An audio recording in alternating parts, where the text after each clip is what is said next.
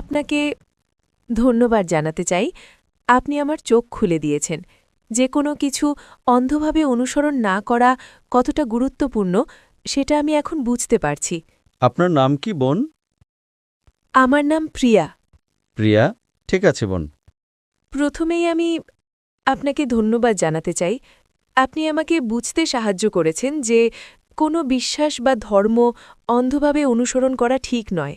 মাশাআল্লাহ।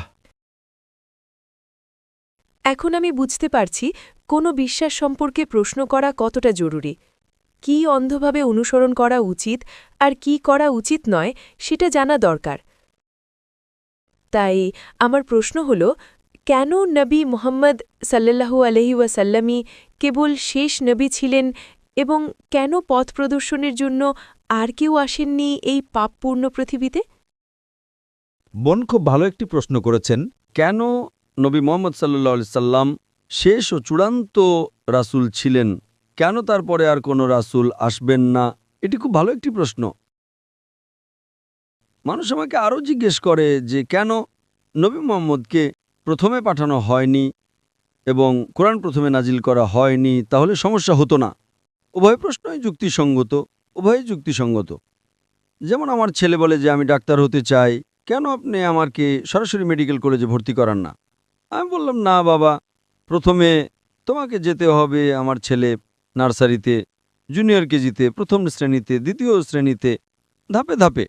সুতরাং আল্লাহ সুবহানাহু ওয়া তাআলা আমাদের স্রষ্টা, তিনি মানুষকে সবচেয়ে ভালো জানেন। তিনি জানেন চূড়ান্ত বার্তা কি। তিনি জানেন যে মানুষ শেষ ও চূড়ান্ত বার্তা গ্রহণ করার জন্য এখনও প্রস্তুত হয়নি। তাই পূর্ববর্তী সমস্ত ওহী যা এসেছিল, যদি আপনি নার্সারিতে যান, আপনি ABCD পড়েন এবং তারপর আপনি এগিয়ে যেতে থাকেন, তারপর গণিত 1 2 3 4, 2 + 2 = 4, তারপর আপনি অন্যান্য বিষয়ে পড়েন, গুণ, ভাগ, এবং আপনি বিকশিত হতে থাকেন। একইভাবে আল্লাহ সুবহানাহু ওয়া তাআলা জানতেন যে যখন মানুষ ছিল, প্রথমে তিনি তাদের বিকাশের উপর নির্ভর করে সহজ বার্তা দিয়েছিলেন এবং আল্লাহ মনে করেছিলেন 1400 বছর আগে সঠিক সময় ছিল যে এখন মানুষ বিকশিত হয়েছে কোরআন আত্মস্থ করার জন্য। কিন্তু কোরআনের সৌন্দর্য হলো আল্লাহ জানতেন যে মানুষ আরও বিকশিত হবে, কিন্তু নিম্নতম প্রয়োজনীয়তা ছিল কোরআন গ্রহণের 1400 বছর আগে। মানুষ সহস্র সহস্র এবং লক্ষ লক্ষ বছর ধরে আছে, আল্লাহু আলাম, আমরা জানি না। তাহলে আল্লাহ কি করলেন? আল্লাহ শেষ ও চূড়ান্ত বার্তা কোরআন এবং নাজিল করলেন শেষ ও চূড়ান্ত রাসূল সাল্লাল্লাহু আলাইহি সাল্লামকে। কারণ যখন শেষ বার্তা আসে তার একটা সময়কাল থাকে, এবং যখন শেষ রাসূল আসেন তিনি চূড়ান্ত রাসূল। সুতরাং আল্লাহ সুবহানাহু ওয়া তাআলা যখন তিনি শেষ ও চূড়ান্ত বার্তা নাজিল করলেন, আল্লাহ কোরআনে বলেন সূরা মায়েদা অধ্যায় নম্বর 5 আয়াত নম্বর 3, আজ আমি তোমাদের জন্য তোমাদের ধর্ম পূর্ণ করলাম এবং তোমাদের জন্য ইসলাম মনোনীত করলাম এবং তোমাদের প্রতি আমার অনুগ্রহ সম্পূর্ণ করলাম। আল্লাহ মানুষকে বলছেন এই দিনে, এটি ছিল কোরআনের শেষ আয়াত যা নাজিল হয়েছিল, আমি তোমাদের জন্য আমার ধর্ম পূর্ণ করেছি এবং তোমাদের জন্য ইসলাম মনোনীত করেছি। এখন আল্লাহ ধর্ম পূর্ণ করার পর নতুন কিছু যোগ করা যাবে না, কিছু বাদ দেওয়া যাবে না। যদি কিছু যোগ করা হয় তার মানে আগেরটি সম্পূর্ণ ছিল না। ঠিক আল্লাহ 5টি 10টি আঙুল দিয়েছেন, যদি আপনি একাদশটি যোগ করেন তবে এটি সম্পূর্ণ নয়। তাই আল্লাহ দিন পূর্ণ করেছেন এবং শেষ ও চূড়ান্ত ওহী কোরআন, শেষ ও চূড়ান্ত রাসূল মুহাম্মদ সাল্লাল্লাহু আলাইহি ওয়াসাল্লামের মাধ্যমে। এটা কোথায় উল্লেখ করা হয়েছে? যেমন আমি আমার বক্তব্যে বলেছি সূরা আহজাব অধ্যায় নম্বর 33 আয়াত নম্বর 40-এ, মা কানা মুহাম্মাদুন আবা আহাদিম মির রিজালিকুম ওয়ালাকিন রাসূলুল্লাহ ওয়া খাতামুন নবিয়্যিন ওয়া কানা আল্লাহু বিকুল্লি শাইইন আলিমা, যে নবী মুহাম্মদ সাল্লাল্লাহু আলাইহি সাল্লাম তোমাদের কোনো পুরুষের পিতা নন, তবে তিনি আল্লাহর রাসূল এবং নবীদের মোহর। এখন যখন আল্লাহ শেষ ও চূড়ান্ত বার্তা নাজিল করলেন, মানুষ বিকশিত হতে থাকে এবং আমরা কোরআন আরও ভালোভাবে বুঝি। বিজ্ঞান উন্নত হয়েছে, আমরা এখন যেভাবে কোরআন বুঝি, আমরা কোরআনের কিছুটা ভালো বুঝি কারণ বিজ্ঞান উন্নত হয়েছে, কিন্তু বার্তা একই। এখন যেহেতু বার্তা পরিবর্তন হবে না, তাই আমাদের কোনো রাসূলের প্রয়োজন নেই। তাহলে আল্লাহ কি করেন? আল্লাহ মুসলিমদের বলেন, মুসলিম উম্মাহকে বলেন যে এখন তোমাদের দায়িত্ব যে বার্তা পৌঁছে দেওয়া। এবং আমি আমার আলোচনায় বলেছি, আল্লাহ সূরা ইমরান অধ্যায় নম্বর 3 আয়াত 110-এ বলেন, তোমরা সর্বোত্তম জাতি, মানুষের কল্যাণের জন্য আবির্ভূত হয়েছ। সুতরাং যেহেতু আর কোনো রাসূল আসবেন না, কারণ যদি কোনো রাসূল আসেন তাহলে একটি বার্তা থাকতে হবে।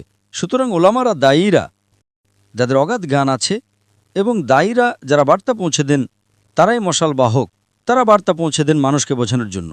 তাই আমাদের দায়িত্ব বিশ্বের বিভিন্ন প্রান্তে যাওয়া এবং সমগ্র মানবজাতির কাছে বার্তা পৌঁছে দেওয়া। তাই কেউ বলতে পারবে না যে বার্তা আমাদের কাছে পৌঁছায়নি। এখন একবার চূড়ান্ত বার্তা সেখানে থাকলে আল্লাহ একটা সময়কাল দেন। আমরা জানি না পৃথিবী কবে শেষ হবে, তার একটা সময়কাল আছে। আমরা জানি না, আল্লাহ জানেন। কবে পৃথিবী শেষ হবে কেবল আল্লাহই জানেন। কিন্তু পৃথিবী ধ্বংসের কিছু আলামত আছে।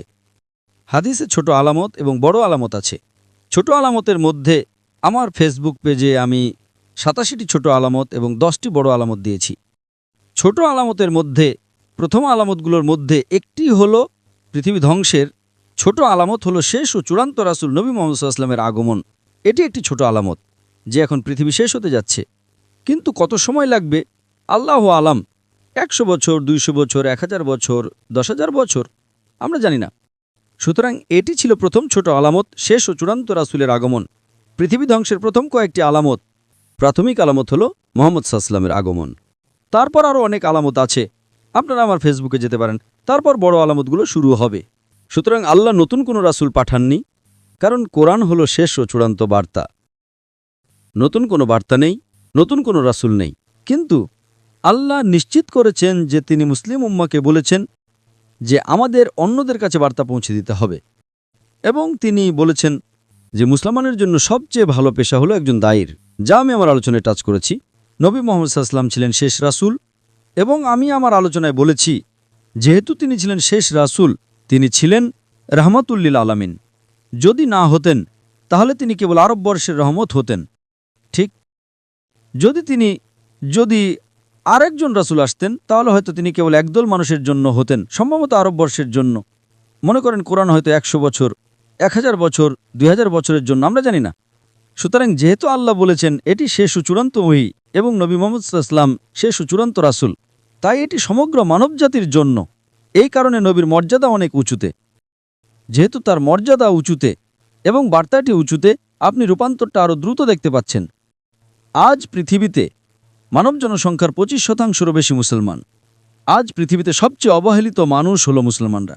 পৃথিবীতে সবচেয়ে বেশি টার্গেট করা মানুষ হলো মুসলমানরা। সবচেয়ে বেশি সমালোচিত মানুষ হলো মুসলমানরা। সবাই আমাদের বিরুদ্ধে, তবু বার্তা পৌঁছে যাচ্ছে। এটি শেষ সময় বোন। সুতরাং যেহেতু এটি শেষ সময়, তাই নতুন আর কোনো রাসূল আসবেন না। কিন্তু বার্তার শক্তি এতই প্রবল, এটি বিশ্বের অনেক মানুষকে অন্তর্ভুক্ত করছে। আগের যারা ধর্মগ্রহণ করেছিল, খ্রিস্টান ধর্ম ইত্যাদি, তারা কেবল নামমাত্র ছিল। আজ পৃথিবীতে যখন মানুষ খ্রিস্টান বলে, তারা খ্রিস্ট ধর্ম পালন করে না। যেসব মানুষ ধর্ম পালন করে, ব্যবহারিকভাবে কোনো ধর্ম পালন করে, 1 নম্বরে আছে ইসলাম। সুতরাং বোন, মূল উত্তর হল যেহেতু বার্তাটি শেষ, তাই রাসূলকেও শেষ হতে হবে। কিন্তু বার্তাটি এতই শক্তিশালী এবং রাসূল এতই প্রেমময়, এতই শক্তিশালী, এতই সার্বজনীন, যেটি বিশ্বকে পরিবর্তন করছে। আশা করি প্রশ্নের উত্তর পেয়েছেন বোন। আপনাকে অনেক ধন্যবাদ। আর কোনো প্রশ্ন আছে বোন? হ্যাঁ, স্বাগতম। শুকরান। আমার শুধু শেষ প্রশ্ন আছে, কেনই বা আল্লাহ এই পৃথিবী সৃষ্টি করলেন আর আমাদের এই পরীক্ষার মধ্যে ফেললেন, যখন তাকে এটি শেষ করতে হবে? পৃথিবীকে আবার শেষ করতে হবে? বোন আরেকটি গুরুত্বপূর্ণ প্রশ্ন করেছেন যে আল্লাহ কেন এই পৃথিবী সৃষ্টি করলেন এবং কেন আমাদের এই পরীক্ষার মধ্যে ফেললেন যদি তাকে এটি শেষ করতে হয়। এই প্রশ্নের উত্তর দেওয়া হয়েছে সূরা যারিয়াত অধ্যায় নম্বর 51 আয়াত নম্বর 56। ওয়ামা খালাকতুল জিন্না ইল্লা লিয়াবুদুন ওয়ামা খালাকতুল জিন্না ওয়াল ইনসা ইল্লা লিয়াবুদুন। আমি জিন ও মানুষকে সৃষ্টি করেছি কেবল আমার ইবাদত করার জন্য।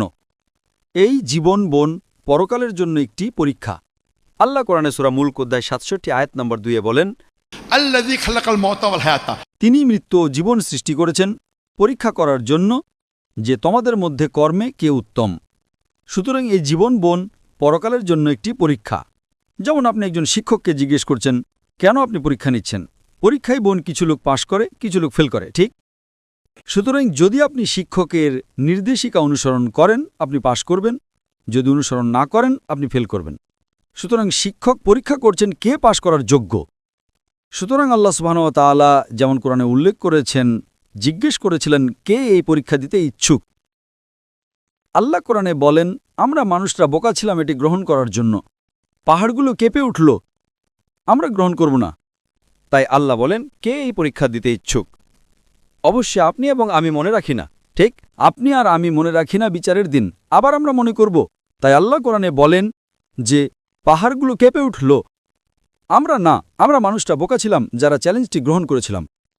যদি আপনি পাশ করেন আপনি ফেরেশতাদের চেয়ে উঁচুতে পরিণত হন। আপনি জানেন ফেরেশতারা আল্লাহর সৃষ্টি, যারা আল্লাহ যা বলেন সব অনুসরণ করে, তাদের কোনো বিকল্প নেই। সুতরাং যদি তাদের কোনো বিকল্প না থাকে, তারা বিরুদ্ধে যেতে পারে না। তাহলে আল্লাহকে অনুসরণ করার মাহাত্ম্য কি? তারা ভালো। সুতরাং যদি মানুষকে আল্লাহর অবাধ্য হওয়ার বা আল্লাহর আদেশ পালন করার বিকল্প দেয়া হয়, আমাদের স্বাধীন ইচ্ছা আছে। যদি আমরা আল্লাহর আদেশ পালন করি স্বাধীন ইচ্ছে দেওয়ার পরও, তবে আমরা ফেরেশতাদের চেয়ে উঁচুতে পরিণত হই। যদি পালন না করি আমরা নিচে যাই। তাই আল্লাহ আমাদের জিজ্ঞেস করলেন, তোমরা কি সেই পরীক্ষা দিতে চাও যেখানে অন্যরা সবাই মুসলিম? গাছ মুসলিম, পাহাড় মুসলিম, তারাওরা মুসলিম। মুসলিম মানে যে নিজের ইচ্ছাকে ঈশ্বরের কাছে সমর্পণ করে। তাদের স্বাধীন ইচ্ছে নেই, কেবল জিন এবং মানুষের স্বাধীন ইচ্ছা আছে। সুতরাং যদি আপনার স্বাধীন ইচ্ছে থাকে এবং আপনি আল্লাহর অবাধ্য হন, আপনি জাহান্নামে যান। যদি আদেশ পালন করেন আপনি সর্বোচ্চ উচ্চতে পরিণত হন। যদি ব্যর্থ হন, তবে আমরা ছিলাম সেই মানুষ যারা বলেছিলাম আমরা পরীক্ষা দিতে চাই। সুতরাং আল্লাহ সুবহানাহু ওয়া তাআলা একটি নতুন সৃষ্টি তৈরি করলেন, মানুষ যাদের নিজস্ব স্বাধীন ইচ্ছা ছিল, এবং আমরা এটি বেছে নিয়েছিলাম। এখন আমরা পরীক্ষার মধ্য দিয়ে যাচ্ছি, এবং পথপ্রদর্শক হল কোরআন। মানুষের নির্দেশিকা ম্যানুয়াল হল কোরআন। যখন আপনি কোনো পরীক্ষায় অংশ নেন তখন একটি পাঠ্যপুস্তক থাকে, ঠিক? পরীক্ষার পাঠ্যপুস্তক হল কোরআন, আর কোরআনের নির্দেশিকা হল সহিহ হাদিস। সুতরাং আমরা এই পৃথিবীতে একটি পরীক্ষার মধ্য দিয়ে যাচ্ছি, পরকালের জন্য পরীক্ষা, এবং সেই কারণেই আমরা উচ্চ নম্বর পাওয়ার চেষ্টা করছি। যদি আমরা পাই, আমরা পাশ করি, আমরা জান্নাতে যাব। যদি আমরা ফেল করি, আমরা জাহান্নামে যাব। সেই কারণে আমরা বলি যে শুধু ৫ নম্বর পাওয়ার জন্য ন্যূনতম জিনিস হল এক ঈশ্বরে বিশ্বাস করা, এবং বিশ্বাস করা নবী মুহাম্মদ সাল্লাল্লাহু আলাইহি ওয়াসাল্লাম ঈশ্বরের বার্তাবাহক। অন্তত আপনি প্রবেশ করেন। যদি আপনি স্কুলে প্রবেশ করেন, অন্তত আপনার পাশ করার সম্ভাবনা থাকে, এবং তারপর আপনি হয়তো দ্বিতীয় শ্রেণী, প্রথম শ্রেণী ডিস্টিংশন পেতে পারেন, কিন্তু অন্তত আপনাকে প্রবেশ করতে হবে। বোন, আপনি কি বিশ্বাস করেন ঈশ্বর একজন? হ্যাঁ, আমি করি। আপনি কি বিশ্বাস করেন নবী মুহাম্মদ ঈশ্বরের বার্তাবাহক? হ্যাঁ, আমি করি। আপনি কি বিশ্বাস করেন মূর্তি পূজা ভুল? হ্যাঁ, অবশ্যই। MashaAllah, khalas. So if you believe,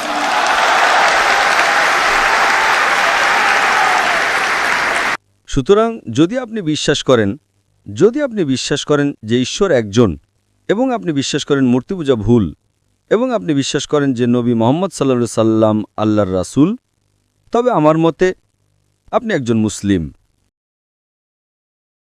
বোন, আপনি কি শাহাদা বলতে চান? আপনি কি শাহাদা আরবিতে বলতে চান? এগুলো আনন্দের অশ্রু বোন। আপনি কি শাহাদা আরবিতে বলতে চান? Yes. yes? MashaAllah. Takbir.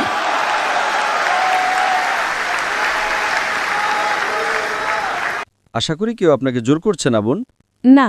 আপনি নিজ ইচ্ছায় গ্রহণ করতে চান। হ্যাঁ। সুতরাং নিশ্চিতভাবেই আপনার ইসলামের ব্যাপারে যথেষ্ট কিছু জ্ঞান থাকতে পারে। হ্যাঁ, আমার আছে।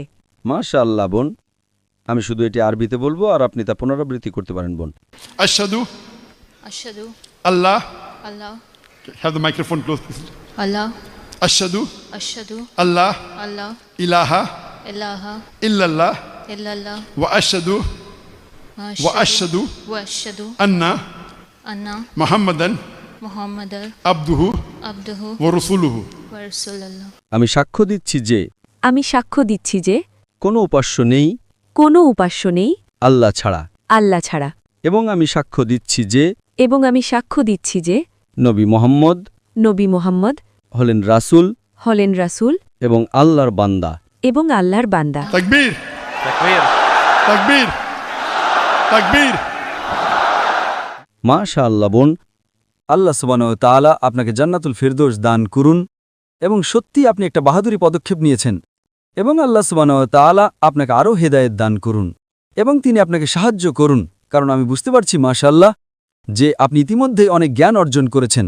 এবং আপনার প্রশ্নগুলো ছিল খুবই বুদ্ধিমত্তার প্রশ্ন এবং মাশাআল্লাহ, আল্লাহ সুবহানাহু ওয়া তাআলা আপনাকে দিনের আরও বেশি জ্ঞান দান করুন। তিনি আপনার পিতামাতা, আপনার পরিবারের সদস্য এবং আপনার বন্ধুদের সঠিক পথ দেখাতে সাহায্য করুন বোন। জাযাকাল্লাহ খায়ের বোন। আপনাকে ধন্যবাদ। ما شاء الله